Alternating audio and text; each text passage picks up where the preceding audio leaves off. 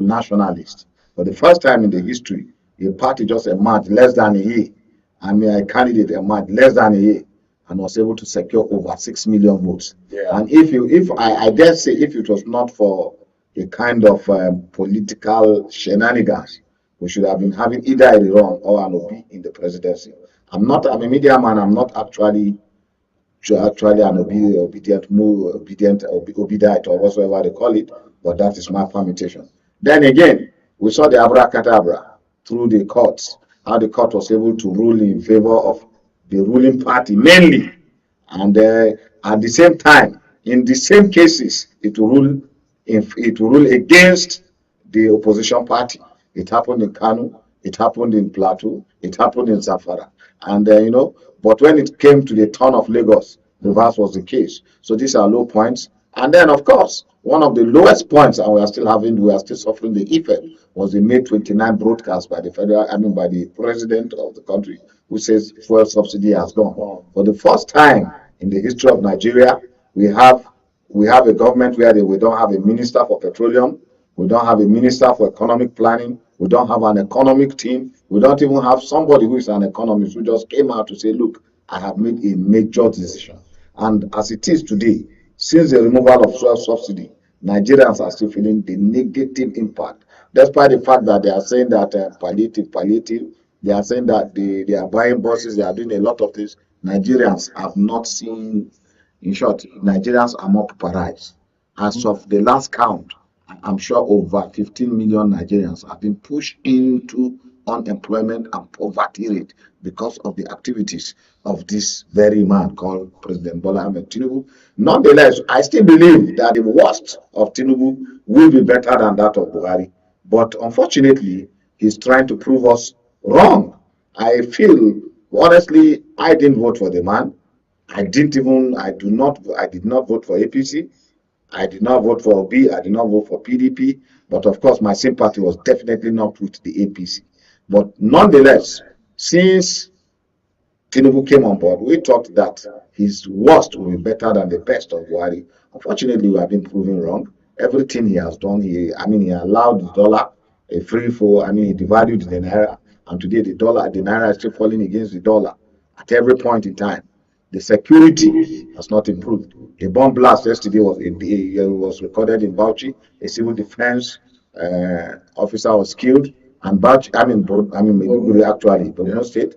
And I've been trying to contact some of our journalists who are over there in Maiduguri. I cannot get them on phone. Probably massacre, the genocide. That is what we call pure ethnic cleansing and genocide by a tribe which we all know assisted with foreign, and when according to my own thinking, when I should be asking the chief of defense staff, what have you done? This killing, the Plateau massacre, the Christmas Day massacre, genocide in Plateau on Christmas Day has been on for 48 hours. So we learned before. It started in Bokos, it went to Barkinladi, and then finally culminated wherever it came.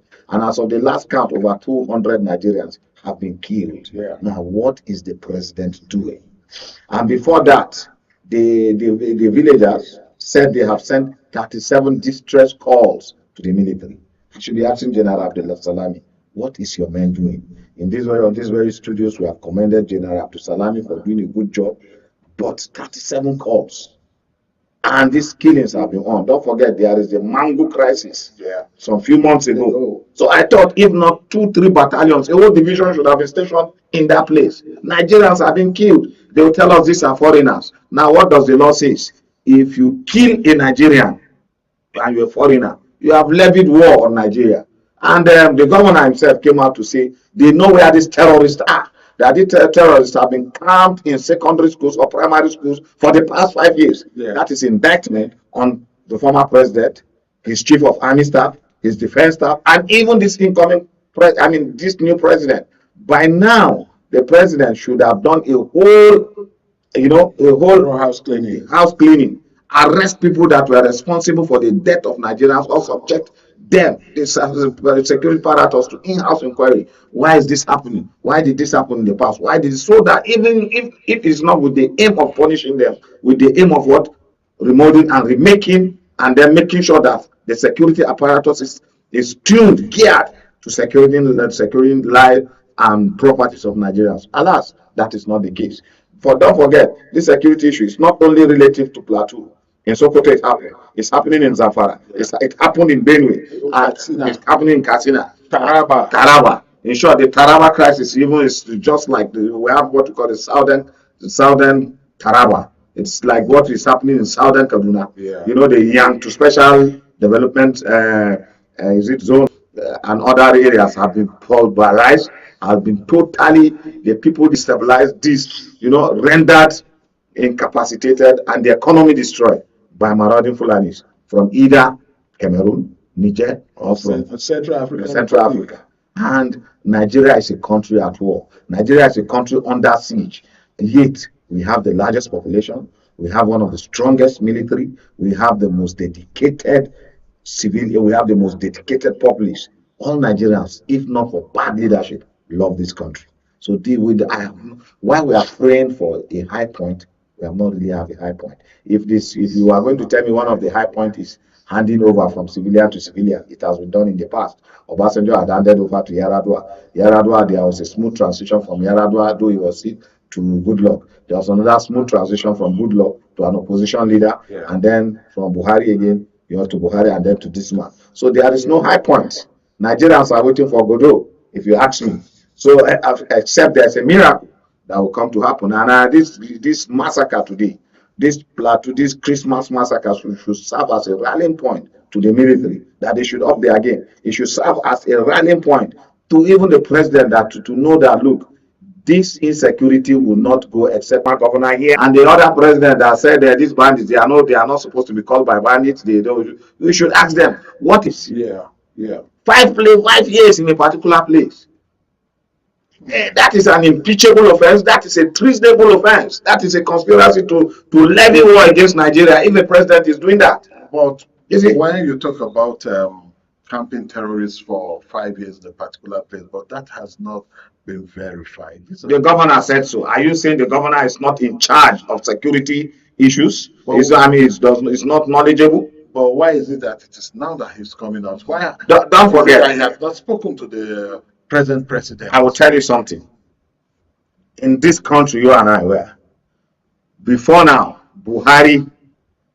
President Buhari had ever denied that there was killing by herdsmen. Yeah. He will tell you that the problem is from Sudan, is from Mali, is from Libya, this, that. Later on, he said they should change the name from herdsmen to from Fulani to herdsmen to bandits, until Gumi went to the camp. They have ever denied that they don't know who are these bandits till Gumi went. And Gumi said, these guys are not really bandits. They are insurgents. They control terror. They control sort of lands. Now, and when Gumi was going into this forest, I know DSS went with them. I know the police went with them. SSS went with them. DSS went with them. Nigerian army went with them. Who is the DSS responsible to? The presidency. Yeah. So you cannot tell me that for all this while, Africa's largest country, biggest country, one of the richest countries in Africa, does not know who is killing its people. So the president is denying. Now, again, this governor came and said terrorists have been camped somewhere in 37 states. I was speaking to Colonel Stan Lambo, and I was doing an analysis. I spoke to Major Umar Bakori. I spoke to some other military personnel, and this is what they told me, especially Stan Lambo. He said some governors and the president, he mentioned Buhari, is not interested in fighting insurgents because of his own affiliation to the ethnic. Well, those are personal opinions. Yeah, they might be personal opinions. And I wouldn't want us. They might be personal opinions. They might be personal opinions. To say that indeed Buhari will never say so. Buhari will not so say. It might be their personal. It's their personal opinion, but it weighs a lot. Let me tell you what Obasanjo did in 2007 or so, when Obasanjo came to power, or 2001. OPC. Yeah. Odua people, was terrorizing the northerners, terrorizing everybody in Lagos. And this is what he did. He banned OPC. Yeah. And OPC metamorphosized to another thing. He said, shoot OPC members aside. Right. You know why? Because these are Yoruba people threatening his government. Yeah. The same man went to Plateau. And under, is it Darie? He removed Darie and put an administrator like Chris. Yes, Chris, something. yeah. So Buhari should not be seen as a president of one particular ethnic tribe, but as a president of all. The buck ends at his table.